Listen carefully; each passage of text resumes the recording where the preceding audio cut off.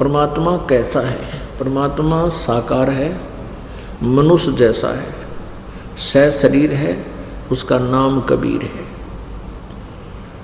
और वो सतलोक में रहता है। पुण्यात्मा परमात्मा की महिमा को सुनना और उच्चारण करना एक बहुत ही पुण्य होता है।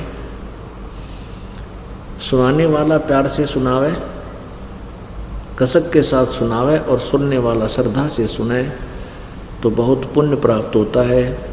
बहुत से ऐसे पाप हमारे हैं जो परमात्मा की महिमा सत्संग सुनने से ही समाप्त होते हैं। जैसे प्रथम बार कोई प्राणी सत्संग में आता है, वो 10-20 मिनट सत्संग सुनता है, फिर लटके आने लग जाते हैं या उठकर चला जाता है या बीड़ी पीना याद आ जाती है। सत्संग पहले क्या देखा करते हैं हम, खैर हम यहाँ तो पूरा प्रतिबंध लगाते हैं कि यहाँ कोई बीड़ी शराब मास्तमा कुछ हो नहीं सकता। पहले क्या देखा करते हैं, सत्संग होता, लोग बाहर जा बीड़ी छुट्टे माराते, फिर आगे बैठ जाते। जो नाम ले रहे वह भी किसी औरों के सत्संगों में पूरा ड्रामा था। तो कारण क्या है कि कबीर परमेश्वर जी कहते हैं कि कबीर पिछले पाप से हरि चर्चा ना सुहावे और कै उंगे कै ओठ चले ना और बात चलावे। जिस प्राणी के पाप गणे बढ़ रहे हों, पुण्यात्मा वैसे तो पाप हमारे सभी के बहुत हैं, सभी के, और जो सत्संग में आ जाते हैं, भक्ति शुरू कर देते हैं तो उनके पाप खत्म होने शुरू हो जाते हैं। तो क्या आप जी किसी भक्त भाई बहन रिश्तेदार मित्र को सहेली सखी को बोलते हो कि आओ सत्संग सुन लो?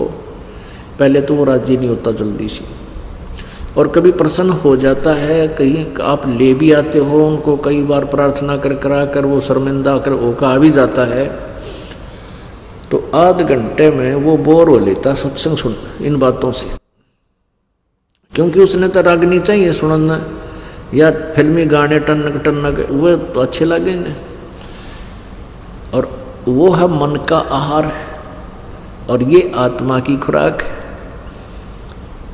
तो क्या करेंगे, थोड़ी देर तो सुनेगा, फिर या तो लटके लेने लग जाएगा या फिर अपने मित्र सहेली से कहेगा कि कितनी देर और होगा सत्संग, यानी कोई ऐसा जिक्र करेगा जिससे दूसरा डिस्टर्ब होगा भक्त, तो वो भक्त न्यू कहेगा भाई बोला मत, सत्संग सुन दे, हमने आनंद आ रहा है सत्संग सुनने दे। तो वो फिर इंसल्ट मान कर खड़ा हो जाएगा, अकुमा चालू बाहर बैठूंगा।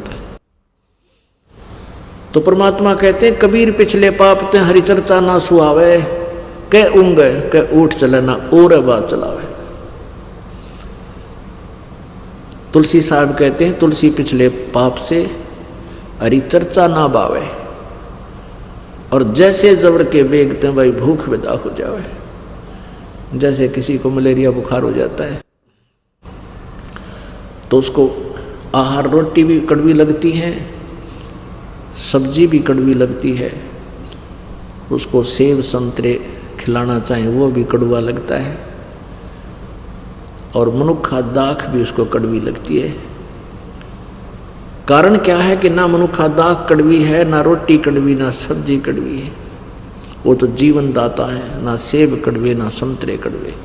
उसके बुखार ने उसके शरीर की व्यवस्था को इतना बिगाड़ दिया कि मीठी पदार्थ भी उसको कड़वा लगता है। पुण्यात्मा इसी प्रकार जिनके पाप कर्म घने हैं उनको ये परमात्मा के सत्संग रूपी मनुखा दाख ये भी अच्छी नहीं लगती। अब जैसे बुखार के कारण उसको स्वादिष्ट पदार्थ भी कड़वे लग रहे हैं, तो उसका समाधान क्या है कि कड़वी कुनीन खानी पड़ेगी। मलेरिया बुखार हो गया ना, कड़वी कड़वी कुनीन ही खाने से वो जान बचेगी, बुखार उतरेगा, उसका जबर कम होगा। न चाहते हुए भी फांका मारना पड़ेगा उन कड़वी कुनीन का, और फिर कुछ ही दिन के बाद फिर धीरे धीरे बुखार यानी जबर कम होगा।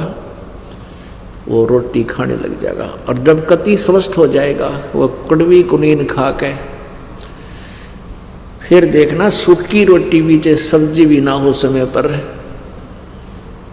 नहीं खा जाएगा रुचि से, क्योंकि भूख लगेगी, स्वस्थ हो गया। तो इसी प्रकार पुण्यात्माओं, जिनके पाप घने बढ़ गए उन प्राणियों को सत्संग अच्छा नहीं लगता, कुनीन जैसा कड़वा लगता है। और ये सत्संग के वचनों में एक मेडिसिन भी है इन पाप नाशकरण की।